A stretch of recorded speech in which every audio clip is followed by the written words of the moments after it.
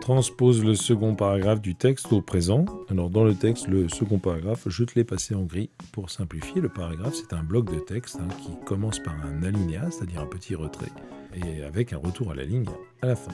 Dans ce texte, tu remarques que les pronoms sont soulignés et ont des numéros. Ça te permettra de faire l'exercice suivant, l'exercice B, que tu feras sur Learning Apps directement. Amadou reprenait la course lorsque tout à coup, il se sentit faible et angoissé, sans savoir pourquoi. Soudain, une voix qui venait du ciel et qu'il entendit très distinctement lui cria « Regarde-moi, je t'ordonne de me regarder ». Il leva la tête en tremblant et vit très haut un oiseau de grande taille qui, les ailes étendues, tournait au-dessus de lui. Il continua d'avancer, mais avec effort et à petits pas chancelants, la tête toujours levée, ses yeux ne pouvant se détacher de l'aigle. Et celui-ci descendait, effrayant, sans replier ses ailes dont l'ombre s'allongeait sur le sol. Amadou fit un bond, mais il fléchit sous le poids de l'oiseau géant qui s'abattait sur lui et lui labourait les flancs de ses serres. On va donc passer le deuxième paragraphe au présent. Pour cela, il faudra trouver tous les sujets et tous les verbes. Il leva la tête en tremblant et vit très haut un oiseau de grande taille qui, les ailes étendues, tournait autour de lui. Je t'ai marqué les verbes leva, vit et tourner, ainsi que leurs sujets, il et qui. Ce qui nous donne au présent, il lève la tête en tremblant et voit très haut un oiseau de grande taille qui, les ailes étendues, tourne autour de lui. Dans un premier temps, je te conseille de trouver tous les verbes conjugués et leurs sujets, et dans un deuxième temps, de transposer au présent. Je mets la vidéo en pause et je te retrouve après pour vérifier que tu as bien trouvé tous les verbes et tous les sujets.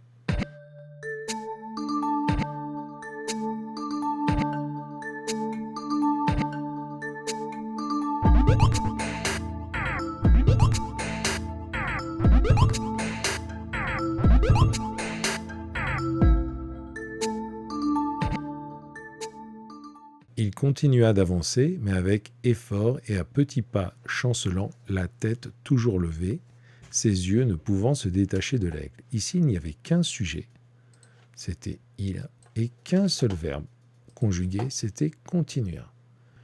Et celui-ci descendait effrayant, sans replier ses ailes dont l'ombre s'allongeait sur le sol.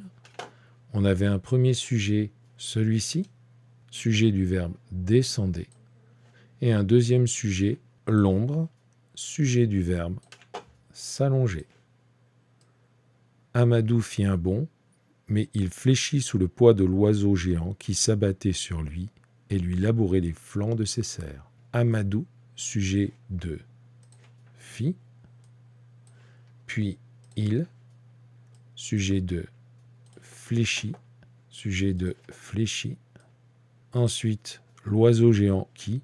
Au niveau purement grammatical, le sujet c'est qui. Si tu as mis l'oiseau géant, ça ne pose pas de problème. Sujet du verbe s'abattait et labourer. On a trouvé tous les sujets, tous les verbes. Maintenant, à toi de faire la transposition. On se retrouve après la pause.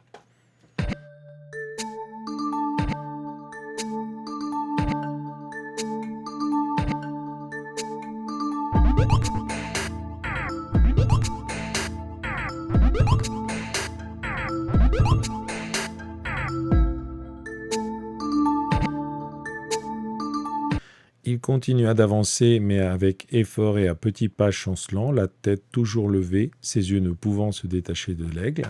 Continua, devient continue. Il continue d'avancer. Et celui-ci descendait, effrayant, sans replier ses ailes dont l'ombre s'allongeait sur le sol. Et celui-ci descend, effrayant, sans replier les ailes dont l'ombre s'allonge sur le sol.